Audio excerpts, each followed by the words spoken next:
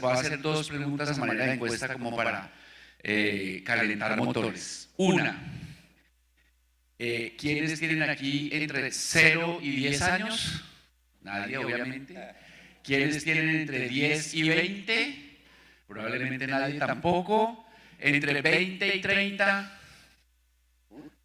Bueno, ¿qué decimos, Juan Carlos? Por ahí el 3% de la población, ¿cierto? 20 y 30. ¿Entre 30 y 40?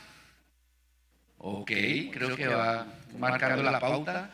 ¿Entre 40 y 50 sin pena? Bueno, levemente menos. ¿Entre 50 y 60? Zona de riesgo.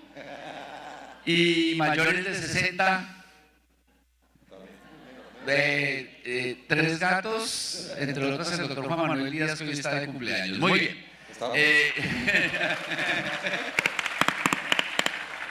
No sabemos exactamente en qué punto de esa franja está el doctor Juan Manuel, pero feliz cumpleaños. Muy bien. Esto simplemente para señalar, pues, la forma, Daniel y Juan Carlos, como esta discusión nos concierne a todos. Como abogados que somos del sector asegurador, nos concierne desde un punto de vista sectorial muy importante, y enseguida vamos a decir algunas cosas sobre eso, pero como ciudadanos sí que es cierto. O sea que yo creo que todos estuvimos aquí atentos y tomando nota. La segunda pregunta, un poquito más arriesgada de mi parte. ¿Quiénes de ustedes ya cuentan con una pensión? Dos personas, muy bien. Dos personas. ¿Quiénes de ustedes están cotizando en Colpensiones? Yo sé. Ok. ¿Y quiénes de ustedes están cotizando en fondo privado de pensiones? Me da la impresión, Juan Carlos, que es como 50-50, ¿no? ¿No? Está más en el régimen de ahorro individual. ¿Sí? A ver, vuelvan a lanzar la mano, pero con vehemencia. Colpensiones. Sí. Colpensiones, ok. ¿Y régimen de ahorro individual? Sí, tal vez sí. Tienes razón, Juan Carlos. Mayoritariamente, Daniel, si no estás viendo la pantalla, que no lo sé, ahorro privado. Entonces, está por ahí subyacente en la cabeza de algunos de nosotros, y sé que esto es impreciso, no es técnico, pero esta discusión también es emocional, también es de miedos, también es de qué va a pasar con mi vida. Nos van a quitar a quienes estamos ahorrando en fondo privado nuestros ahorros. Eso es como una frase que uno ha oído en todo este debate. Me gustaría, tanto para Juan Carlos como para Daniel, que se refirieran a esa preocupación. ¿Nos van a quitar el ahorro que hemos hecho durante todos estos años? ¿Sí o no? ¿Y por qué? ¿Lo uno o lo otro? Juan Carlos, adelante. Bueno, muchas gracias. Le pegó a la nuez. Hay una diapositiva súper linda que tenía, pero digamos con tanta cosa, no presentarla sería muy chévere, porque es el impacto de lo que va a ver en cada uno de nosotros con el sistema de pensiones. Es decir, si se aumenta la mesada pensional o no, o se disminuye. Entonces, usted se ubica en la gráfica y dice, mire, esto me va a mejorar o me va a disminuir. Ideal verla, es la 39, si se puede ver en la presentación. Pero atendiendo la pregunta directamente, mire. Desde la Constitución, desde la ley, siempre se ha dicho que los aportes a la seguridad social no son de ninguna persona ni del gobierno nacional, sino del sistema, y son intocables del sistema. Entonces, en la ley sí se decía que los recursos se van a hacer dentro de una cuenta de ahorro individual que se va a constituir y que va a ser administrada. Los sistemas pensionales apuntan a que efectivamente se atiendan las pensiones, no que se haga una cuenta de ahorro y al final pues, se haga la evolución, como explicaba hace un rato. Entonces, para atender la pregunta directamente, no. Los recursos del sistema pensional son del sistema pensional y exclusivamente se van a pagar pensiones con las cuentas de ahorro individual que se tengan cada persona. Los recursos que ustedes tienen en su cuenta de ahorro individual y que al momento en que lleguen a la edad de pensión van a servir para pagar su pensión en la de régimen de ahorro individual. Y si efectivamente ustedes entran a este nuevo sistema, si los recursos que tienen en su cuenta de ahorro individual van a continuar allá. Solo a la edad de pensión, el régimen de ahorro y el fondo le va a entregar los recursos a Colpensiones para que, si tienen las cotizaciones por debajo, para que las cotizaciones por debajo de 3 salarios mínimos vayan a Colpensiones y Colpensiones pague su pedazo y los otros recursos constituyen una renta vitalicia. Es decir, no se les van a expropiar los recursos, sino van a seguir siendo administrados por los fondos de ahorro individual. Y solo al momento de la edad de pensión se van a girar los recursos de los primeros 3 salarios mínimos a Colpensiones, los demás se van a quedar en la cuenta de ahorro individual para que generen una renta vitalicia, para que mejore la pensión que se va a otorgar en el prima media. Entonces no se va a usar esos dineros. No sé, Daniel, si sobre ese punto tengas algún comentario adicional o otra forma de explicar la misma preocupación. Yo quiero responderle esta pregunta, Gustavo, a la economía colombiana en su conjunto. O sea, Juan Carlos lo hizo para los individuos. ¿Qué va a pasar con mi ahorro? Pues yo planteo tu pregunta también, Gustavo, como una pregunta porque esto estaba en el debate. Si la economía colombiana me pregunta, ¿y qué va a pasar con mi ahorro? Con el ahorro nacional, que es un determinante fundamental de la inversión y por tanto del crecimiento económico. Porque se ha dicho también que la reforma pensional va a reducir el ahorro nacional y va a afectar al mercado de capitales. Y ahí la respuesta que yo daría es, al igual que para cada individuo, la reforma no tiene ningún impacto sobre su ahorro, para la economía en su conjunto tampoco. Claro, hoy en día, primero, como decía Juan Carlos, los volúmenes, los stocks de ahorro que hay en los fondos de pensiones van a permanecer allí. Y las cotizaciones que antes iban a ahorrarse en el RAIS y ahora van al régimen de prima media, ya no se van a ahorrar en el RAIS, sino se van a ahorrar en el fondo de ahorro contributivo. Entonces, en su conjunto diseñamos ese fondo de ahorro para eso, para que al tiempo que para los individuos su ahorro se queda donde está y siguen teniendo derecho a él, el ahorro nacional tampoco cambia. Y al no cambiar el ahorro nacional, la reforma no tiene ningún impacto ni sobre el mercado de capitales, ni sobre la inversión, ni sobre la capacidad de la economía de utilizar ese ahorro para invertir y para crecer y para generar bienestar. Entonces, yo respondo a la pregunta que tú hiciste, se la respondo a la economía colombiana en su conjunto, en consistencia con lo que Juan Carlos ha explicado con claridad. Muchas gracias, Daniel. Excelente. Bueno, yo tengo aquí varios temas, probablemente no vamos a alcanzar a cubrirlos todos, entonces voy a pedirles que toquemos base con algunas preocupaciones de las muchas que hay por ahí, pero antes quisiera hacer una consideración, y aquí ya más que moderador hablo como presidente ejecutivo de Fasecolda. Yo quiero darle las gracias muy especialmente a este equipo, al gobierno nacional, pero sobre todo al equipo del Ministerio de Trabajo y al Ministerio y al equipo del Ministerio de Hacienda, porque más allá de las diferencias, los desacuerdos que los ha habido y no han sido menores, hemos sentido un altísimo nivel técnico en la discusión en esta reforma pensional y una vocación y una disposición de explicar cada punto, a controvertir cada punto y a examinar el porqué de cada propuesta. Esto, quiero hacer este agradecimiento explícito a ustedes, a sus equipos, por supuesto a los respectivos ministros, en el caso de Juan Carlos, de la señora ministra, y en el caso de Daniel, tanto el ministro Campo como el ministro Bonilla y sus equipos. Entonces, dicho eso, quiero tocar base, Daniel, contigo quiero empezar esta ronda con un tema que se mencionó. Juan Carlos lo hizo muy bien, tú también lo mencionaste, aunque tu énfasis era sobre todo en lo fiscal, pero es, a veces nos cuesta trabajo, aunque cuando ya uno lo escucha, como que dice, sí, ya entendí, pero luego se te olvida qué fue lo que entendió, entonces volvamos a repetirlo una vez más. ¿Por qué es que esta propuesta de reforma pensional corrige el gran problema o la gran falencia de nuestro sistema pensional, que es el tema de la desigualdad?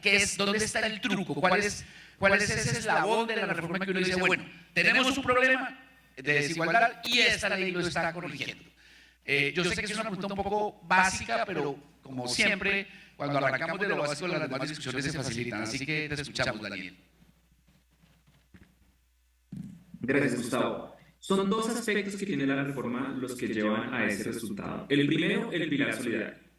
Mediante, como mencioné en la presentación, el pilar solidario tiene el efecto en la práctica de erradicar la pobreza extrema en la vejez. Entonces, ese resultado es el primer, digamos, la primera piedra angular en la reducción de la desigualdad.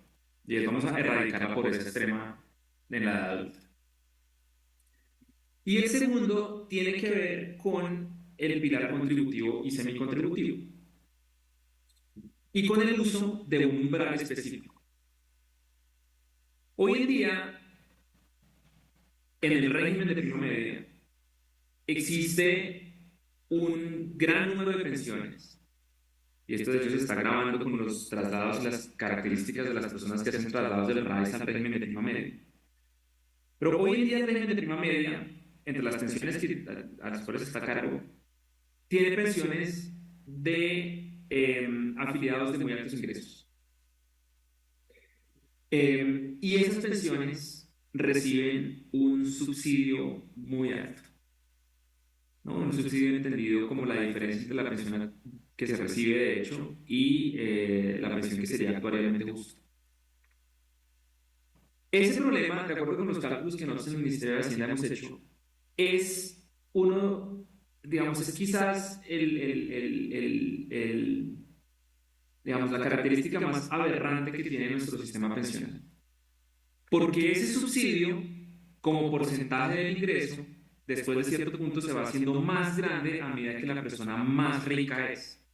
Entonces, es un subsidio que es altísimamente regresivo. Y lo que hace esta reforma es decir, mira, vamos a plantear un límite, y ese límite son 3 salarios mínimos. Entonces, todo el mundo va a estar afiliado a Colpensiones hasta 3 salarios mínimos. Y Colpensiones y el régimen de prima media va a subsidiar la pensión que se tenga hasta esos 3 salarios mínimos. Entonces, la reforma corta etapa con la posibilidad de que el régimen de prima media financie subsidios a pensiones que son más altas de 3 salarios mínimos. Ciertamente elimina la posibilidad de que se financien pensiones de 16, 20 salarios mínimos como se hace hoy en día. Entonces, son esos dos componentes los que, bueno, y en el caso de esta reducción de este límite, que en el caso de esta reforma son estos 3 salarios mínimos, lo que nosotros hemos calculado es que se acaba con buena parte de esa característica tan aberrante. Claro, naturalmente, como les digo, todo el mundo va a estar en Colpensiones, entonces todo el mundo va a recibir un subsidio por sus pensiones de sus primeros 3 salarios mínimos, y ese subsidio, como va todo el mundo, en alguna medida habrá gente a los ingresos que lo recibe, sin duda. Pero ahora, como porcentaje de su ingreso, va a ser un subsidio mucho menor al que recibe bajo el esquema actual. Entonces, por la vía de incrementar el ingreso en la parte baja de la distribución, erradicando la pobreza en la edad mayor, y reduciendo el subsidio para la parte alta de la distribución, nosotros estamos en efecto reduciendo la desigualdad en el sistema pensional colombiano. Listo, clarísimo, Daniel. Sí, ese punto final, Juan Carlos, y por favor toca base como quieras de este punto de la igualdad, pero solo para hacer un asterisco lo que dice Daniel. La preocupación fiscal, y ahorita enseguida quiero tocar base con el tema fiscal, es, bueno, sí, está bien, esta aberración, como bien la llama Daniel, de que señores muy ricos además les pagan una pensión a costa de todos nosotros sin que los aportes que hicieron de nuestra sociedad sean proporcionales a eso, se corrige y de una manera, yo diría que muy radical en esta reforma, porque obviamente pasamos de 20 a 3. Pero como esos 3 se van a predicar de mucha más gente, pues ahí está la famosa discusión del costo fiscal y de un subsidio más horizontal que vertical, aunque probablemente ese no es el término más técnico para decirlo, pero ya Daniel, y aquí hago un paréntesis, nos trajo yo diría que es una chiva, porque yo que lo he oído tanto no se lo había oído así como tan en público, y es reforma no representa un costo fiscal mayor que el que sucedería si no hubiera reforma, por lo menos hasta el 2070, y ahora hablamos de eso. Pero Juan Carlos, sobre la igualdad, ¿algún comentario adicional o alguna forma aún distinta de explicar lo mismo para que se nos quede a todos en la cabeza? No, lo hizo perfectamente Daniel. Quisiera agregar dos temas que los que mencioné puntualmente, y es que en el tema de mujeres, efectivamente también, que han sido efectivamente relegadas de la vida laboral económicamente activa, es decir, siempre el sistema laboral las ha golpeado con bajas densidades, con salarios más bajos y demás. El sistema también corrige eso, esa desigualdad, como les decía, con el fallo de la Corte Constitucional, pero además con la propuesta de reducción de semanas por hijo. Es evidente que existe un impacto directo por el mero hecho de ser mujer en el mercado laboral. Y eso, al final del día, termina siendo en menos pensiones y pensiones más bajas para las mujeres. Entonces, solamente para agregar que en el tema de desigualdad también de género se reduce con la propuesta que se está dando que se llevó al Congreso de la República y que ha sido mejorada, hay que decirlo también, con la discusión que se ha llevado en el Congreso, en la Comisión Séptima. Listo. Toquemos en los minutos que nos quedan un par de temas finales. Uno, la teoría de quienes, y me incluyo un poco, hemos criticado la reforma en algunos aspectos. Es un buen proyecto, ya lo dije, y ha sido de los proyectos que están en el Congreso el que más alto nivel técnico ha tenido en su debate. Pero quienes hemos hecho observaciones, lo que decimos es, oiga, con este cambio demográfico que está pasando en Colombia y en todo el mundo, esta cosa que se llama el reparto no es sostenible, ¿no? Esto debería ser nosotros deberíamos pensionarnos con base en nuestro ahorro. Claro, hay un segmento de la población que nunca va a poder ahorrar, y ahí entran en el pilar solidario, del que ustedes hablaron in extenso, y en buena medida el pilar semicontributivo. Pero en el pilar contributivo, esta vaina punta de reparto no va a funcionar. Eso dicen hay una corriente de opinión que dice eso. Y que todo debería ser ahorro. Y lo que pasa es que la propuesta parece decir, oiga, yo como que estoy de acuerdo con eso, pero yo necesito como una igualación en la base. Y ahí viene el tema de un sistema de reparto hasta 3 salarios mínimos.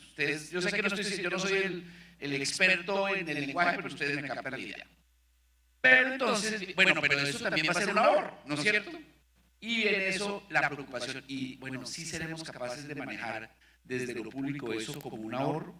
Y entonces viene un tema, digamos, hay una preocupación teórica, económica del concepto de ahorro versus el concepto de reparto, y una consideración de gobernanza. ¿Qué garantías, qué salvaguardias de gobierno corporativo, de cautela propone el proyecto que nos deje tranquilos de que maneje lo que lo maneje? Eso va a ser un verdadero ahorro. Te escuchamos, Juan Carlos.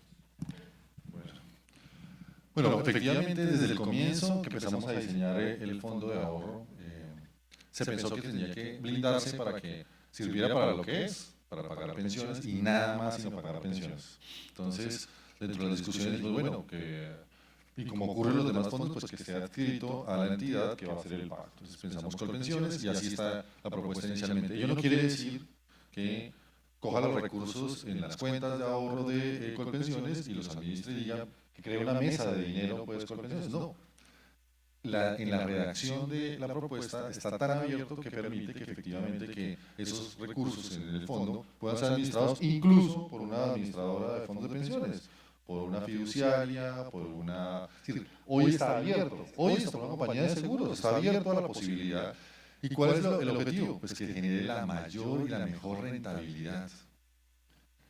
Dentro de las discusiones que llevamos al Congreso de la República, entonces, con la preocupación que usted menciona, entonces estableció que, venga, ¿cómo lo brindamos de gobierno corporativo? Entonces pongámosle personas que sean de mayor alto nivel a esa junta directiva de ese fondo, ese consejo directivo de ese fondo. Entonces se ha pensado miembros del Ministerio de Hacienda, el Ministro de Hacienda, el Ministro de Trabajo, pero también de sectores financieros que atiendan, la superfinanciera también.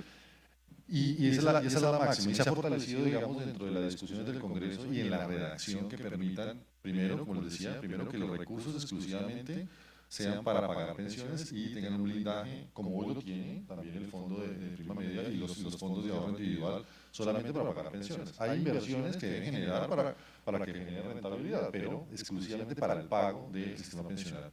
Y dentro de ese gobierno corporativo, efectivamente se estaba validando para que sea el mejor grupo económico. Hay discusiones, Daniel me corregirá, que hay dos propuestas, y están ya las propuestas de las ponencias.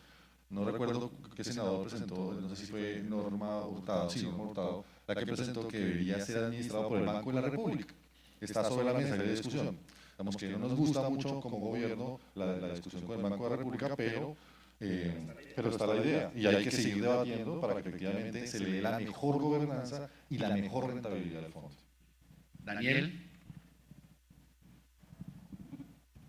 No, Más ahorro.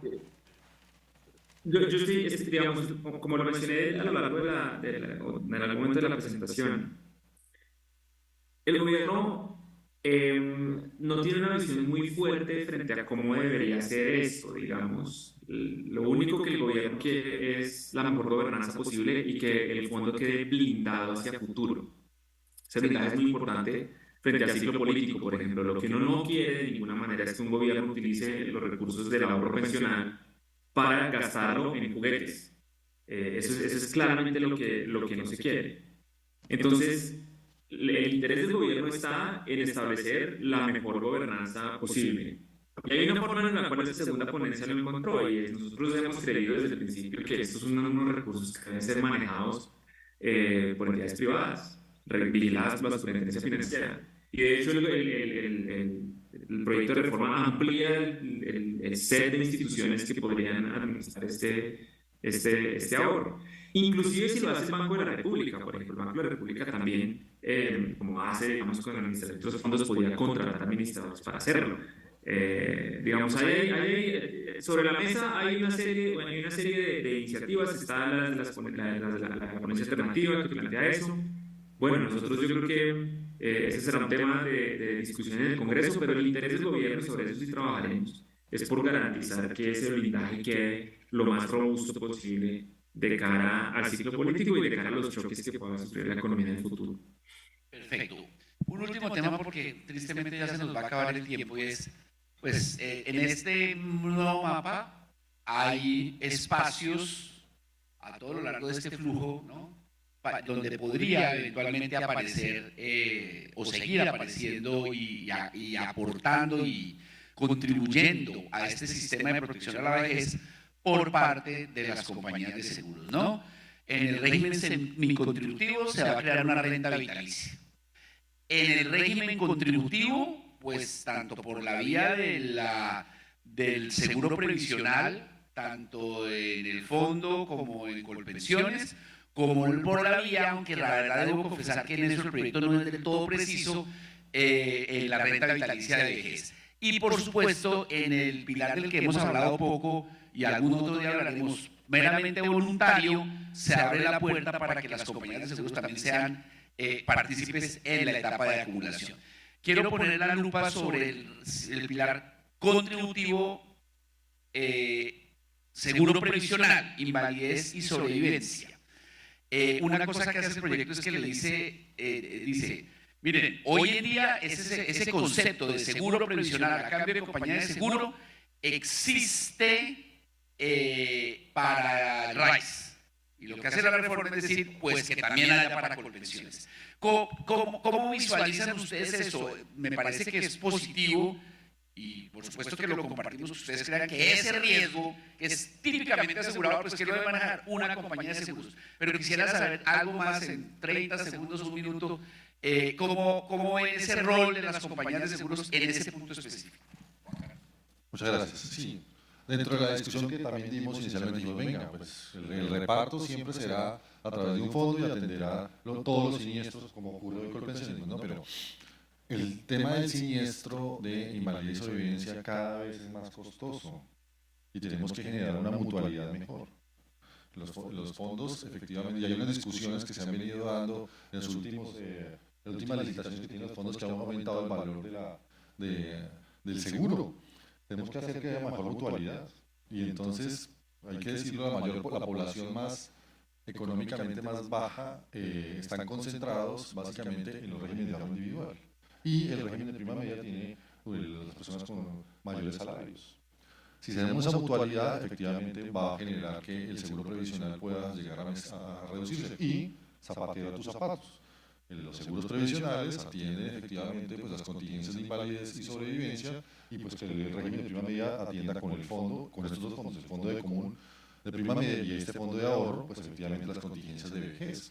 Entonces se empezó a diseñar efectivamente con el apoyo, hay que decirlo, con el apoyo de Fasecolda y con la gente de la Universidad Nacional, la validación de que efectivamente nos den las cifras. Y dentro de ese recálculo que se ha venido haciendo y hubo una modificación en la propuesta inicial, gracias a esas mesas de trabajo, se hace que se atienda con el seguro previsional de manera general para toda la población la invalidez y sobrevivencia que sería contratada por Colpensiones con cargo a 2 puntos de la cotización y con el punto adicional que recibiría personas que ganan por encima de 3 salarios mínimos del régimen de ahorro individual pagar el seguro. Y se ha pensado, y así está diseñado actualmente, que la contingencia sea atendida desde el momento del siniestro hasta la edad de pensión de la persona beneficiada. Ello quiere decir que si una persona se invalida, entonces será el seguro previsional que atienda el seguro, la mesada pensional, pero cuando esa persona complete la edad de pensión para vejez, ya lo atiende el fondo común, si se libera la responsabilidad de la aseguradora.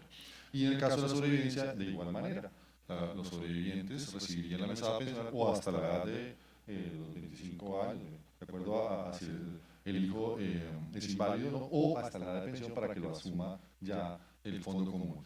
En este diseño, pues venimos trabajando muy fuertemente gracias efectivamente al acompañamiento de Fasecolda y las aseguradoras que nos han acompañado a esta discusión. Muchas gracias. Daniel, ¿algún comentario rápido sobre ese tema del seguro previsional? No, yo creo que Juan Carlos explicó con claridad. Yo quería solo resaltar lo siguiente, Gustavo, y es que la reforma, tú tienes mucha razón en que descansa en muchos aspectos sobre el rol que tienen las entidades aseguradoras. En el aspecto del seguro provisional, pero en general en el semicontributivo, en el contributivo, hay un rol muy grande que nosotros esperamos que la industria cumpla. Y yo quería resaltar también, para cerrar, el rol que Fasecolda ha tenido en esta discusión. Yo creo que Gustavo y tu equipo han tenido siempre toda la disposición a reunirse con nosotros, a retroalimentarnos sobre el proyecto de reforma, a educarnos en muchos aspectos también sobre el funcionamiento del negocio. Y en eso yo creo que digamos, la entidad ha ejercido como una labor de representación que ha sido muy, muy útil para esta discusión. Pero no termina, ciertamente hay aspectos de la reforma que se están dejando para reglamentación y en muchos de ellos lo que tiene que ver con las entidades aseguradoras. Entonces, la expectativa nuestra y el deseo nuestro es que continuemos hablando para que esa reglamentación nos quede hecha de la mejor forma, de modo que beneficie a la sociedad y que también pueda beneficiar a la industria en lo pertinente y que pueda facilitar su participación en todo este esquema. Okay. Daniel, Juan Carlos, un comentario a título de cierre con todo el agradecimiento por delante, por el tiempo y por esa buena disposición. Desde Fasecolda no estaríamos de acuerdo con que la gobernanza de este ahorro nacional se radique en el Banco de la República, por 2 motivos. Uno, porque estamos ya convencidos, hicimos el estudio jurídico, no fue muy difícil, fue una cuestión de 10 minutos de leer la Constitución, estamos convencidos de que requeriría reforma constitucional. Y entonces eso daría mucho la pena. Y segundo, porque para nosotros es de vital importancia que no se contamine el mandato del Banco de la República en defensa de la capacidad adquisitiva con otras tareas y funciones. Pero por supuesto apoyamos toda idea distinta a esa que nos dé las garantías de gobernanza. Queda dicho y será dicho en una carta en algún momento para que la lean y se entretengan. Muy bien, gracias Daniel, gracias Juan Carlos, creo que todos aprendimos mucho sobre qué va la reforma pensional, cómo nos afecta, cuáles son sus virtudes y dónde están sus preocupaciones. Nosotros de todas maneras, como mensaje de cierre, seguimos creyendo que en esta arquitectura el rol privado vía compañías de seguros, incluso vía fondos de pensiones, sigue siendo muy importante y ojalá se corrijan los defectos actuales del sistema pensional, que no ha logrado los niveles de cobertura que, por ejemplo, lo logra el sistema de salud, pero sin renunciar a las bondades que comprobadamente aporta la eficiencia y la capacidad innovadora del sector privado. Muchas gracias a Daniel, muchas gracias a vos.